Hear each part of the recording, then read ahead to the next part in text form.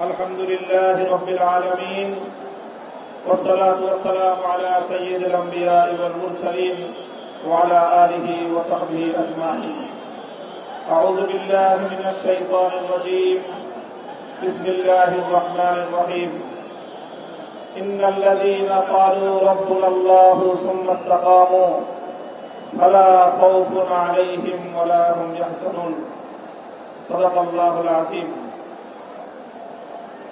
দেশপ্রেমিক ও ইসলামী সমমনা 8টি রাজনৈতিক দলের উদ্যোগে আয়োজিত জুলাই সনদ বাস্তবায়নে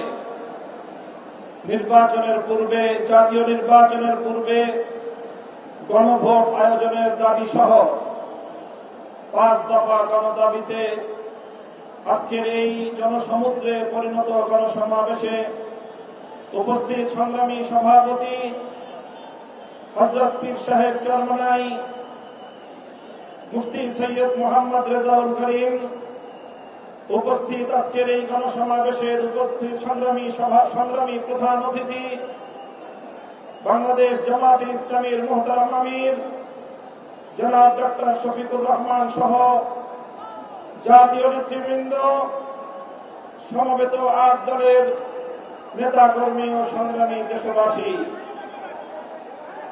আজ ঐতিহাসিক পল্টন ময়দানে দাঁড়িয়ে আমি স্পষ্টভাবে দেখতে পাচ্ছি বাংলাদেশ আজ 2 ভাগে বিভক্ত।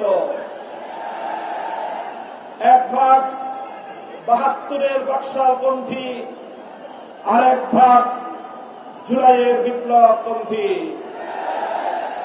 আজ বাংলাদেশের প্রতিটি রাজনৈতিক দল এবং পক্ষের কাছে আমার সুস্পষ্ট জিজ্ঞাসা, সবাই যার যার অবস্থান পরিষ্কার করুন।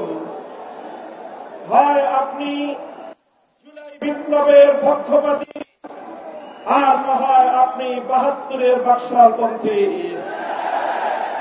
72-এর পরাজিত বাকশালপন্থীরা আগামী 13ই নভেম্বর বাংলাদেশের বিরুদ্ধে লকডাউনের নামে যুদ্ধের ঘোষণা দিয়েছে।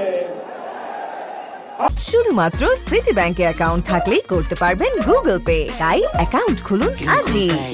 আমি ঘোষণা করতে চাই, 13ই নভেম্বর কোন বাকশালপন্থীকে বাংলার রাজপথে আমরা নামতে দেব না। যদি কেউ নাম্বার অপচেষ্টা চালায়, আমরা তাদেরকে রাজপথে মোকাবেলা করব ইনশাআল্লাহ। সংগ্রামী সাথী ও বন্ধুগণ, 2024-এর জুলাই বিপ্লব সহস্রাধিক তাজা প্রাণের রক্তের বিনিময়ে অর্জিত এই বিপ্লব। এই বিপ্লবের ভিত্তিতে আগামী বাংলাদেশ পরিচালিত হওয়ার জন্যই ঐক্যমতের ভিত্তিতে জুলাই সনদ প্রণীত হয়েছে। এই জুলাই সনদ কোন কাগজের সনদ হিসেবে আমরা দেখতে চাই না।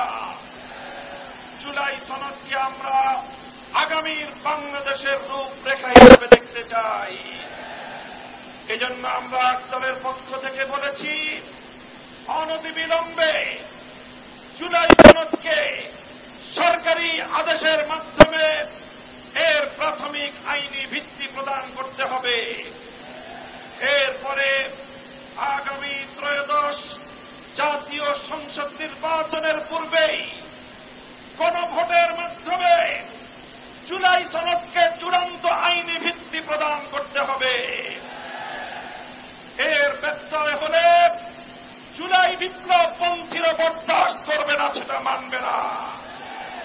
আমরা সুস্পষ্ট ঘোষণা দিতে চাই, আমাদের জুলাই যোদ্ধাদের, জুলাইয়ের বিপ্লবে শাহাদাত বরণকারী বীর শহীদদের রক্ত মারিয়ে জুলাই বিপ্লবের, জুলাই সনদ বাস্তবায়নের গণভোট ছাড়া বাংলার মাটিতে আমরা আর কোনো কিছুই হতে দেব না।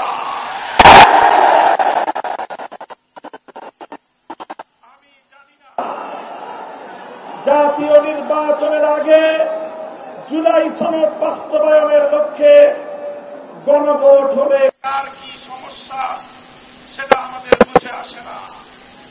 আমাদের সমস্যা হলো জুলাই সনদের গণভোট ছাড়া যদি জাতীয় সংসদ নির্বাচন অনুষ্ঠিত হতে থাকে, জাতীয় সংসদ নির্বাচন যদি তফসিল ঘোষণা হয়ে বাস্তবায়িত হয়, অনুষ্ঠিত হয়, সেখানে অনেকগুলো বড় বড় জটিলতার সৃষ্টি হবে। তার মধ্যে অন্যতম একটি হল দ্বিকক্ষ বিশিষ্ট জাতীয় সংসদের উচ্চ কক্ষ কিভাবে গঠিত হবে, কিভাবে রাজনৈতিক দলগুলো তাদের নির্বাচনী ম্যানিফেস্টো তৈরি করবে, জাতির সামনে তারা তাদের উচ্চ কক্ষের 100 সদস্যের তালিকা কিভাবে প্রকাশ করবে, এই সকল বিষয়ের কোন সদুত্তর তাদের কাছে নাই। যারা জুলাই সনদের গণভোট জাতীয় সংসদ নির্বাচনের আগে অনুষ্ঠানের ক্ষেত্রে বিরোধিতা করছেন, আমরা তাদের সমস্যার কথা জানতে চাই। কোন যুক্তি নাই, কোন যুক্তি নাই। তারা জুলাই সনদের বাস্তবায়নকে ঠেকিয়ে দিয়ে বাংলাদেশে আবার ফ্যাসিবাদ কায়েম করবার ষড়যন্ত্র করছে। পরিষ্কার ঘোষণা করি, রক্ত দিয়ে যেই ফ্যাসিবাদ বিদায় করেছি, প্রয়োজনে আবার রক্তের সাগর প্রবাহিত হবে, বাংলার মাটিতে ফ্যাসিবাদ ফিরে আসবে।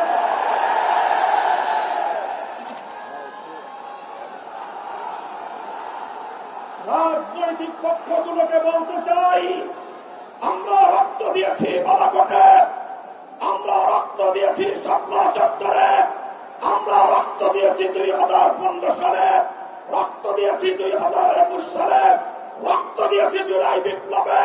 আমাদের মুখোমুখি দাঁড়াবার চেষ্টা করবেন না। আমরা রক্ত দিয়ে অধিকার আদায় করি, রক্ত দিয়ে বাংলাদেশ কিনেছি, রক্ত দিয়ে এই বাংলাদেশের স্বাধীনতা রক্ষা করবো ইনশাআল্লাহ। সংগ্রামী সাথী ও বন্ধুগণ, জুলাই বিপ্লবের আমার সকল সহযোদ্ধাদেরকে আমি বলতে চাই, রাজনৈতিক মতবিরোধ থাকতে পারে, নির্বাচন নিয়ে মতপার্থক্য থাকতে পারে, আপনারা যার যার নির্বাচন করবেন সেটা পরের কথা। আসুন, যারা জুলাইয়ের বিপ্লবের রাজপথে ছিলেন, জুলাই বিপ্লবের সনদের আইনি ভিত্তি কার্যকর করার জন্য আমরা হাতে হাত রাখি। সংগ্রামী সাথী ও বন্ধুগণ, সর্বশেষ বক্তব্য, আগামী 13 তারিখ জুলাই সনদের গণভোটকে কেন্দ্র করে সরকারি সিদ্ধান্তের দিকে আমরা তাকিয়ে আছি।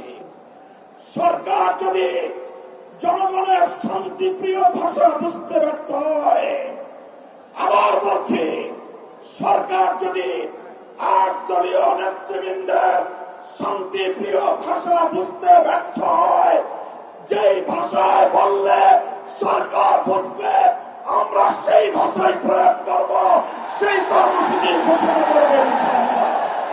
প্রস্তুত থাকবেন তো আপনারা? ইনশাআল্লাহ যুদ্ধ করে ফ্যাসিবাদ বিতাড়িত করেছি, যুদ্ধ করেই বাংলার মানুষের অধিকার আদায় করে ছাড়বো ইনশাআল্লাহ। নাসরুম মিনাল্লাহি ওয়া ফাতহুন করিম। ওয়াসসালামু আলাইকুম ওয়া রাহমাতুল্লাহ।